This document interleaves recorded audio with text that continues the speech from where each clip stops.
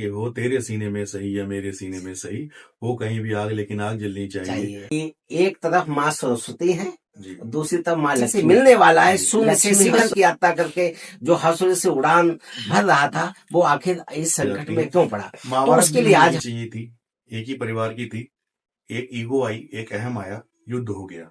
रामायण के समय भी आप देखिए राम और रावण का युद्ध था, वो भी अहम की लड़ाई थी। में फिर हमेशा मामला न्यायालय पहुंचता है और राज्यपाल जेल लेकिन चले जाते हैं। जो कोर्ट अभी फैसला कर रहा है वो उस फैक्ट पे कर रहा है जो उस डॉक्यूमेंट्स में कन्वर्ट लिखा करने हुआ का, है। तो क्या आप उसके बाद मानते हैं कि यहाँ कुछ काला धन ऐसा था जिसको सफेद बनाने के लिए ऐसा किया देखिए गया?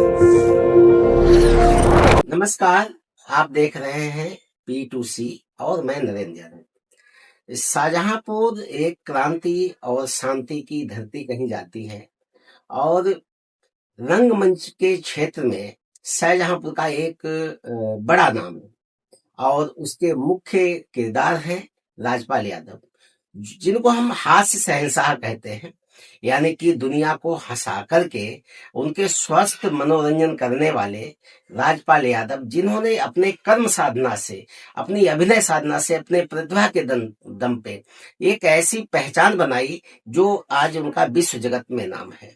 यानी कि हम ये कहें कि शाहजहांपुर की गौरव है, शाहजहांपुर की धरोहर है, उन्होंने आगे बढ़ाया है।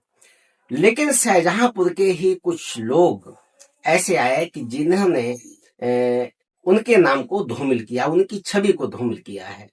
आमतौर पे होता है कि जब हम सब लोग जो होते हैं अपने घर परिवार को आगे बढ़ाते हैं, अपने देश का, अपने जिले का, अपने प्रदेश का नाम करते हैं, लेकिन उसमें कुछ लोगों की वजह से उनकी जो छवि खराब हो रही है और उसमें मुख्य वजह बनी उनकी एक फिल्म अता पता लापता। शाहजहांपुर के रहने वाले उद्योगपति माधव गोपाल अग्रवाल, जिनकी मुरली नाम से कंपनी थी, दिल्ली के नाम से पंजीकृत है, तो उसके नाम से उसके द्वारा लोन लिया बताया जाता है। उसके बाद में फिर मामला न्यायालय पहुंचता है और राज्यपाल जेल चले जाते हैं। अभी राज्यपाल जेल से रिहा हुए, उनको जमानत मिली है, उनकी भतीजी की शादी थी, तो राजपाल यादव आज अपनी पैतृक भूमि कोडरा में है, वहां मांगलिक कार्यक्रम में शामिल है। तो इतना बड़ा एकदम सदमा मिला। उस शाहजहांपुर ही नहीं, पूरे बॉलीवुड के लोग जो उनके चाहने वाले थे, सभी उनसे जो आत्मीय भाव रखते थे, वो सभी उनके साथ, उनकी भावनाएं थी। और सोशल मीडिया, इंटरनेट मीडिया पर भी उनके पक्ष में एकदम बयान पड़ी। तो आज हमने उसी श्रृंखला में कि आखिर क्या है ये ट्विस्ट, इस वजह से एक कारपोरेट और एक राजनीति के बीच में एक ऐसा कलाकार जो बड़ा सहज सरल और हर किसी से मिलने वाला है, शून्य से शिखर की यात्रा करके जो हंसुल से उड़ान भर रहा था, वो आखिर इस संकट में क्यों पड़ा? तो उसके लिए आज हमने अपने स्टूडियो में बुलाया है राष्ट्रीय विचारक, लेखक, स्तंभकार और विधि विशेषज्ञ अमित त्यागी जी को। आपका हमारे P2C चैनल में स्वागत है। धन्यवाद, बहुत बहुत धन्यवाद। ये जो जैसा कि ये जो मामला चल रहा है, प्रकरण जो है राजपाल यादव जी का, कि एक फिल्म के लिए उन्होंने जो उनका कहना है कि पैसे जो उन्होंने लिए थे वो निवेश किए थे उद्योगपति ने, और जब उद्योगपति का कहना है कि हमने पैसा ऋण के रूप में दिया था। आप इस मामले को किस रूप में समझते हैं? क्योंकि आप तो विधि के भी मर्मज्ञ हैं, सामाजिक सोच भी रखते हैं, और खास बात यह कि एक हमने पोस्ट भी आपकी पढ़ी कि कारपोरेट और राजनीति के बीच में पिसा एक इतना एक कलाकार है, तो हमें लगता है कि आप काफी समझ रखते हैं, तो उसके बारे में बताएं। देखिए जो विषय ये है, इसमें जो महत्वपूर्ण है कि जो हमने लिखा भी था कि राजनीतिक और कारपोरेट के बीच में जो कलाकार का दर्द है वो समझने वाला है। देखिए कलाकार जो है वो एक अपनी कला के लिए समर्पित होता है और वो कई बार उन चीजों पे, कानूनी पेचीदगियों पे ध्यान नहीं देता है। यहाँ पर अगर देखा जाए तो गलत कोई भी पक्ष नहीं है। राजपाल यादव अपनी जगह पे ठीक लगते हैं, माधव गोपाल अपनी जगह पे ठीक लगते हैं। माधव गोपाल अग्रवाल का कहना ये है कि उनका भी मैंने इंटरव्यू देखा था, उनका कहना ये है कि उन्होंने एक ऋण के रूप में, एक लोन के रूप में पैसा दिया था इस फिल्म में लगाने के लिए। तो जब कोई किसी को लोन देता है तो उसका वापसी का अधिकार है, और जो डॉक्यूमेंट है वो डॉक्यूमेंट भी इसी बात का कई गवाही करते हैं कि वो पैसा जो है उनको इन्वेस्टमेंट के रूप में नहीं, लोन के रूप में दिया गया है। तो इसीलिए जो कानूनी पक्ष है उसमें माधव गोपाल जो है वो मजबूत पक्ष नजर आते हैं। दूसरी तरफ राजपाल यादव से जब भी बात हुई है, पहले भी काफी समय पहले भी एक बार उन्होंने पूरा प्रकरण बताया था, तो उनका कहना ये था कि मैंने ये जो पैसा लिया था, ये एक इन्वेस्टमेंट के रूप में लिया था, ना कि मैंने एक लोन के रूप में। और जब साइन कराए गए तो उस पे मैंने जो साइन थे वो करते चला गया और मैंने उसको पढ़ा तो अगर ये देखा जाए कि अगर ऐसा है तो इसमें इन्वेस्टमेंट के अगर रूप में है तो प्रॉफिट में भी इन्वेस्टमेंट होता है, लॉस में भी इन्वेस्टमेंट होता है। बिल्कुल। चूंकि फिल्म वो जो है नहीं चली, उसमें काफी खर्चा हुआ और राजपाल यादव से जुड़े हुए लोगों, उनके परिवार का और उनका कहना है कि फिल्म में सिर्फ उनका पैसा नहीं लगा था, उससे काफी ज्यादा पैसा इनका भी लगा हुआ है जो डूब गया। उसकी चर्चा वो नहीं कर रहे हैं। और जबकि माधव गोपाल अग्रवाल के साथ के पक्ष से देखें तो उसमें जो पैसा लगा है वो उनका इन्वेस्टमेंट है। तो ये जो पक्ष है ना, कानूनी पेचीदगी अगर देखें, कानूनी पक्ष देखें तो माधव गोपाल अग्रवाल मजबूत नजर आते हैं। राजपाल यादव को कानूनी रूप से वो पैसा देना ही पड़ेगा, ये ऐसा हम देख रहे हैं कानूनी पेचीदगी के हिसाब से।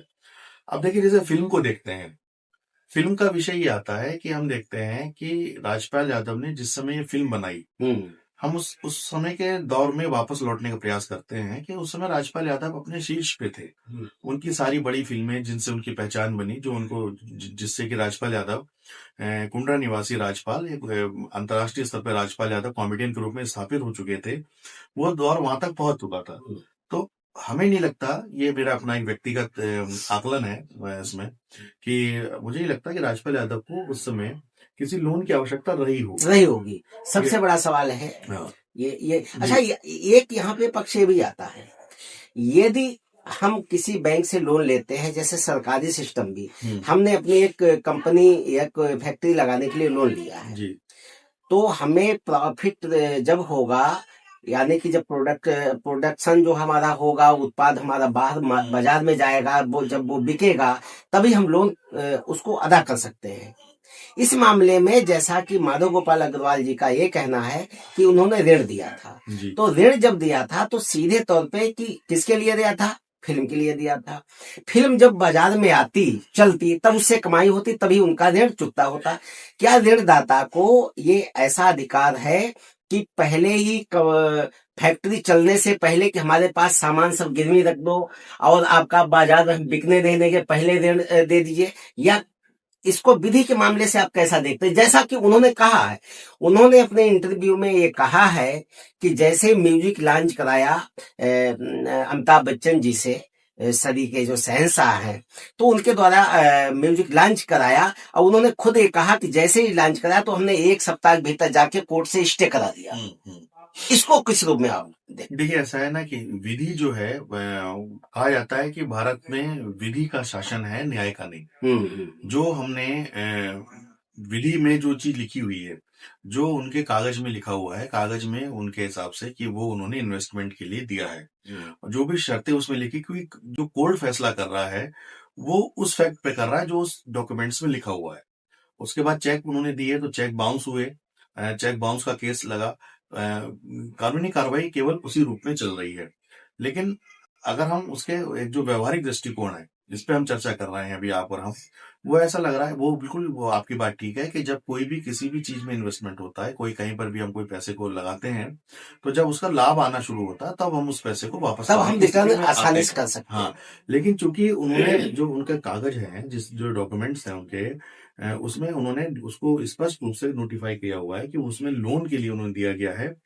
तो जो कानूनी पक्ष है वो माधव गोपाल अग्रवाल का वो मजबूत दिखता है। नहीं, मजबूत है, हम मानते हैं। देखिए, कानून की पक्ष एक चीज और रही, अगर राजपाल यादव को ऋण चाहिए था तो किसी बैंक भी कर सकती थी, बड़े बड़े और भी कर सकते थे, शाहजहांपुर से ही आखिर लेने की क्यों जरूरत पड़ी? क्या राजपाल का वो कद नहीं था कहीं और से? ये जो व्यवहारिक पक्ष है ना, यही लगता है कि राजपाल यादव जिस समय अपने शीर्ष पे थे, राजपाल यादव जो है उस समय बहुत एक जैसे हम देखते हैं कि जो बॉलीवुड के बड़े नाम रहे हैं, शाहरुख खान है, सलमान खान, हाँ, उस कैटेगरी की जो उनकी फिल्म आती थी उसमें राजपाल यादव एक महत्वपूर्ण किरदारों में हुआ करते थे। डेविड धवन की फिल्म में राजपाल यादव एक अपना हमारा एक हम लोग के लिए गौरव का क्षण हुआ करता था कि राजपाल यादव हमारे शाहजहांपुर से हैं।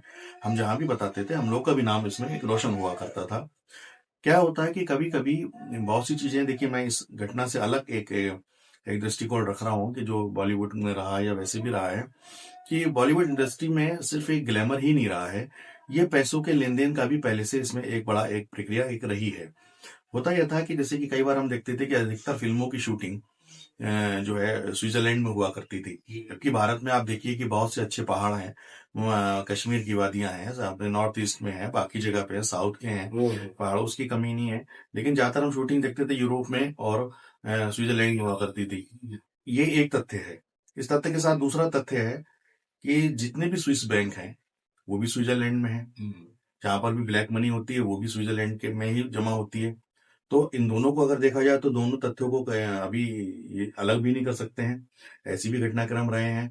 बहुत सी फिल्में होती हैं बॉलीवुड में, हम देखते थे पुरानी आती थी फिल्में, बड़े नामों की कई फिल्में, वो लगातार फ्लॉप होती तब भी वो फिल्में बनती रहती थी। तो क्या होता था कि फिल्में मान लीजिए बनी, उसमें उन्होंने लॉस में गई लेकिन उसको प्रॉफिट में दिखाया, थोड़ा टैक्स दिया, उस पैसे को नंबर 2 के पैसे को नंबर 1 में किया और वो करके उनका वो पैसा लीगलाइज हो गया। तो इस तरह की घटनाएं क्रम चलती रहती थी। तो ये जो है जो राजनीतिक गठजोड़ है और जो कारपोरेट है, वो पुराने समय से ये काम लगातार करता रहा है कि अपने जो ब्लैक मनी को व्हाइट करे, उसका माध्यम फिल्म भी रहा है। और बॉलीवुड में जो आप देखते हैं कि अगर कभी माफिया का या किसी का भी हम लोग देखते हैं कि उनका इंटरफेयर रहा है, तो उसकी वजह भी ब्लैक मनी है, क्योंकि बाकी माफिया को फिल्म इंडस्ट्री से क्या मतलब, अगर उसमें सब यानी कि कुछ साफ आपका है। आपका ये कहना है, चूंकि माधव गोपाल अग्रवाल जी ने अभी तक ये लोगों को नहीं जानकारी थी मिथिलेश कुमार जी की, जो हमारे राज्यसभा जी सदस्य हैं, उनका कोई रोल है। उन्होंने चूंकि अपने वीडियो में कहा कि हमारे सांसद मिथिलेश कुमार जी के माध्यम से मुलाकात हुई और इस वजह से हमने पैसा दिया, फिर उनके साथ हम घर भी गए, वो चले गए। यानी कि एक तरीके से उन्होंने राजनीति को भी शामिल कर दिया। जो जी आपकी पोस्ट हम देख रहे थे कि कारपो यानी कारपोरेट और राजनीति का जो गठजोड़ है, जी उसकी वजह से आपने ये लिखा है। तो यहाँ और आप कह रहे हो कि ब्लैक मनी को व्हाइट में कन्वर्ट करने का, तो क्या आप मानते हैं कि यहाँ कुछ काला धन ऐसा था जिसको वो सफेद बनाने के लिए ऐसा देखिए किया देखिए गया? यहाँ का इस वाली घटनाक्रम की बात नहीं, मैं एक आम तौर पे बता रहा हूँ कि फिल्म इंडस्ट्री में क्या क्या कार्य होते रहे हैं। अब यहाँ पर क्या हुआ ये तो मैं नहीं कह सकता, क्योंकि मेरे पास ना कोई फैक्ट है, ना मैं इसके लिए बोलने के लिए अधिकृत हूँ। लेकिन चूंकि जो लीगल थ्योरीज है हम तो उसी पे बात कर सकते हैं, जो पढ़ते रहे हैं देखते रहे हैं उसमें, कि ये संभावना है बहुत। कारपोरेट क्या होता है कि कारपोरेट और राजनीति, इस पर मैंने काफी लेख भी पहले लिखे हैं कि कारपोरेट और राजनीति का गठजोड़ ही भारतीय राजनीति का एक बड़ा कोड है। आप देखिए कि ये दोनों जब एक हो जाते हैं तो आम जनता जो है जिस मुद्दों पे वोट देती है वो मुद्दे पीछे चले जाते हैं, और ये मुद्दे उन मुद्दों पे जनता को वोट देना पड़ता है जिन मुद्दों से उनका कोई सरोकार नहीं होता है। आजादी के बाद से भारत के साथ ऐसा रहा है कि कहीं ना कहीं कोई ना कोई कारपोरेट जो होता है वो सरकार के साथ या जो भी उस समय की सत्ताधारी दल होता है उसके साथ मिलकर बड़े बड़े खेल करता रहता है, क्योंकि चुनावों में आप देखिए एक बड़ा पैसा खर्च होता है। चुनावों का जो प्रक्रिया है वो इतनी आसान नहीं। अब तो काफी समय से आप देखिए चलिए, अब तो दो लोगों का चुनाव होने लगा है, आमने सामने के चुनाव हो रहे हैं। जब चुनाव काफी लोगों के बीच में होता है तो पैसे का है, शराब का है, सभी चीजें हैं। इन चीजों में चुनाव सुधार की प्रक्रिया पे लगातार बात होती रहती थी। तो ये सब चीजें कुछ भी हो सकती है। अब चूंकि राजपाल यादव एक बड़ा नाम थे, एक शहर का एक प्रतिष्ठित चेहरे का नाम, उसमें नाम, तो उस चेहरे पे ही काफी कुछ इन्वेस्टमेंट बाहर से भी आ सकता है। कि लोगों ने अप्रोच किया राजपाल यादव के साथ। एक चीज जो है जो लगती है कि राजपाल यादव से हमारी जब भी मुलाकात हुई, जो उनका शहर के लिए जुड़ाव है वो देखने वाला है। वो आज भी उसी गांव के निवासी हैं, उसी गांव में वो बात करते हैं। और आज शाहजहांपुर की अगर उनके साथ आप नाम लें और बताएं कि हम शाहजहांपुर से हैं, तो जिस आत्मीयता के साथ, जिस प्यार से वो मिलते हैं, तो लगता नहीं है कि हम एक राजपाल यादव इतने बड़े नाम से बात कर रहे हैं। वो मतलब हम ये कह सकते हैं कि अगर राजपाल यादव जी चाहते तो कहीं और से भी वो ऋण ले सकते थे अगर उनको जरूरत थी। नहीं ऐसा लगता है। शाहजहांपुर से आत्मिक जुड़ाव जो उनका था कि अपने लोग हैं इसलिए कोई चिंता नहीं। उन्होंने एक तो अंग्रेजी में सारे डॉक्यूमेंट्स होते हैं, अंग्रेजी इतना हम लोग सब ग्रामीण पृष्ठभूमि के हैं, इतना ज्यादा जानते भी नहीं है, तो कहीं न कहीं नहीं पढ़ा, यानी अपने अपनापन ही कहीं उनके लिए धोखा साबित हो गया। देखिए ये तो मानेंगे कि जैसे अभी राजनीतिक रूप से देखें कि जिनका नाम अभी लिया आपने कि मिथिलेश कुमार जी का, वो भी उसी विधानसभा से आते हैं जिस जिस विधानसभा से राजपाल यादव है। तो उनका भी एक वो रहा कि अगर राजपाल यादव से जुड़ाव बनेगा तो उनको उनका उनका द्वारा विधानसभा में लाभ होगा, आगे उनको फायदा उनको होगा। विधानसभा में लाभ होगा। तो एक उनका भी वो रहा। व्यापारिक रूप से देखें माधव गोपाल को, तो उनका भी इन्वेस्टमेंट के हिसाब से हुआ कि अगर इन्वेस्टमेंट करेंगे तो हमें लाभ होगा। लेकिन राजपाल यादव जितने सरल हैं, उसके हिसाब से वो उस पे अपने जो भी उनके डॉक्यूमेंट थे लगातार वो साइन करते चले गए। बस उनके मतलब वकीलों को देखना चाहिए था। और दूसरी बात ये है कि कभी कभी क्या होता है कि कलाकार एक सीधा सरल होता है, उसे लगता है कि जैसे राजपाल यादव से जब भी हमारी बात हुई, एक बार उन्होंने एक बड़ी अच्छी बात कही कि मैं 7 समुंदर को 7 बार पार कर चुका हूँ, पूरी दुनिया में मुझे घूमा, मैं इसी जगह से उठा, तो मेरी इच्छा होती है कि शाहजहांपुर को मैं आगे बढ़ाऊं। बिल्कुल तो सही मुझे हो गया लगता है उनके यही, हाँ, मन वचन कर्म से है, उन ये है। दिखता है। और ये उनकी आचरण में दिखता है, मतलब सिर्फ वो शब्दों में नहीं, जब वो बातचीत करते हैं ऑन ऑफ कैमरा भी बात करते हैं, तो भी उनके आचरण में दिखता है कि उनका इस मिट्टी से उनको प्यार है, कि वो यहाँ से उठे हैं। तो इसी क्रम में उनको लगा कि ये चीजें बढ़ी, लेकिन चूंकि यहाँ पर दो पक्ष बड़े महत्वपूर्ण हैं, कानूनी पक्ष और व्यवहारिक पक्ष। कानूनी पक्ष में जो है उसमें राजपाल यादव कमजोर है, माधव गोपाल अग्रवाल मजबूत हैं। व्यवहारिक पक्ष में व्यवहारिक पक्ष में अगर देखा जाए तो हमें इस थ्योरी को अगर मानेगा, मैं उम्मीद नहीं है कि राजपाल यादव को उस समय धन की आवश्यकता रही होगी। अब अंदर की बात है भाई, अब व्यक्ति की बात तो वही जान सकता है, लेकिन उनको नहीं रही होगी। एक एक अच्छी चीज के लिए प्रयास उन्होंने किया, वो कारपोरेट और उसका जो राजनीतिक गठजोड़ था उसमें वो फंस गए, और जो उनकी परिणति थी वो जो दुखद हो रही है, वो अच्छा नहीं लग रहा है देख के। मतलब एक हम कहेंगे कि अ, फिल्म जगत में जिस तरीके से राजपाल यादव ने शाहजहांपुर का गौरव बढ़ाया, जी। हम सबकी वो शान है, मान है, सम्मान है, स्वाभिमान है। ऐसे उद्योग के क्षेत्र में अगर हम देखें तो माधव गोपाल अग्रवाल भी एक नाम है, उसकी वजह से एक सम्मान है। हम कह सकते हैं कि और मिथिलेश कुमार भी राजनीति में एक उदीयमान है। तीनों लोग हमारे बड़े सम्मानित है शाहजहांपुर जी। और तीनों लोगों की जो ईगो की लड़ाई कहें, चाहे भूलवश की कहें, चाहे जो भी है, अंततः गुत्वा नुकसान शाहजहांपुर का हो रहा है। हमें पीड़ा इस बात की है, और हमें नहीं, सबको होगी, कि अगर तीनों लोग जिस तरीके से सहज भाव से मिल बैठ कर अगर एक मंच पे एक ऐसा एक कमेटी यहाँ के लोगों की बनती, एक तीनों लोगों को बातचीत करके समन्वय सामंजस्य कोर्ट के बजाय अगर हम लोग बैठ करके इस तरीके से निपटता, तो हमारे शाहजहांपुर का सम्मान भी बचा रहता। जो भले ही पैसा कानूनी पक्ष से अगर माधव गोपाल अग्रवाल जी को मिल जाता है, लेकिन जो दिल की दूरियां हैं वो जो है कम होनी चाहिए, दूर होनी देखिए, चाहिए। इसमें एक पक्ष ये भी महत्वपूर्ण है कि राजपाल यादव शहर का गौरव है और अंतर्राष्ट्रीय स्तर पे एक पहचान है। ये तो उनका जमीन से जुड़ाव है, जो वो अपना समय यहाँ पर अभी भी इस जिले में देते हैं। अगर वो यहाँ पर समय ना दे तो उनके पास पर्याप्त संसाधन है कि वो किसी भी अच्छे देश में या किसी भी मुंबई वगैरह में वहां पर वो रह सकते हैं। अब ये घटनाक्रम जिस तरह का हुआ, इस घटनाक्रम के द्वारा जो है, देखिए अगर व्यापारिक रूप से देखें, जिसने पैसा दिया है उसका पैसा उसे वापस मिलना होना चाहिए। चाहिए। वो एक उनका एक वो पक्ष है, क्योंकि उनका फिल्म से मतलब नहीं, वो तो उन्होंने व्यापार क्योंकि किया वो है। एक जानकार व्यक्ति थे, लोन लेते रहते थे, तो वो विधि के रूप में उन्होंने पहले तैयारी कर ली। अब हमें लगता है कि जैसे राजपाल यादव सहज सरल थे, तो लगता पहले से ये स्क्रिप्टेड मामला लगता है आपको क्या, कि एक ऐसी स्क्रिप्ट तैयार की गई कि अगर ऐसे आते राजपाल यादव मतलब हमारे जाल में फंस जाएं, आपको क्या लगता है? देखिए ऐसा है कि अगर ऐसा न होता, देखिए इसमें दो चीजें हैं, अगर राजपाल यादव ने नहीं पढ़ा तो माधव गोपाल अग्रवाल जी को हिंदी में बताना चाहिए था कि ऐसा ऐसा है इसमें लिखा हुआ, नहीं बताया गया। जैसे हम लोग बैंक से लोन लेते हैं तो साइन फटाफट कर देते, शायद अगर कोई हिंदी में पढ़ाया जाए तो कोई लोन भी नहीं लेगा जिस हिसाब से भाषा लिखी होती। इसमें कोई क्लियर मतलब अगर बता दिया होता कि ये ऋण वापसी आपको करनी पड़ेगी, आपकी चाहे फिल्म चले या न चले, आंधी आए तूफान आए, जिस तरीके से वो अपने वीडियो में कह रहे हैं, अपने बयान में कह रहे हैं माधव गोपाल अग्रवाल जी, हमें लगता अगर ये चीज जानते राजपाल यादव तो शायद वो ऋण नहीं लेते। इसमें एक पक्ष ये भी लगता है कि जिस समय उस समय राजपाल यादव का जो कद था, तो हो सकता है ये संभावना उनको ना लगती हो कि फिल्म फ्लॉप भी हो सकती है। फ्लॉप भी हो सकती है। अभी आप देखिए पिछला वर्ल्ड कप था, इंडिया की टीम नहीं, ये चीज यहाँ पे हम कहेंगे, जैसे फ्लॉप शब्द आपने कहा, माधव गोपाल अग्रवाल जी ने कहा कि जैसे म्यूजिक लॉन्च हुआ 1 सप्ताह के भीतर उन्होंने स्टे करा दिया, उन्होंने फिल्म नहीं चलने दी, तो फ्लॉप कहाँ हुई? मतलब इन्होंने तो रोका उसको। देखिए अगर उन्होंने जैसे फिल्म को रोका, इसका मतलब इसके पर्दे के पीछे कुछ ना कुछ किसी की ईगो हर्ट हुई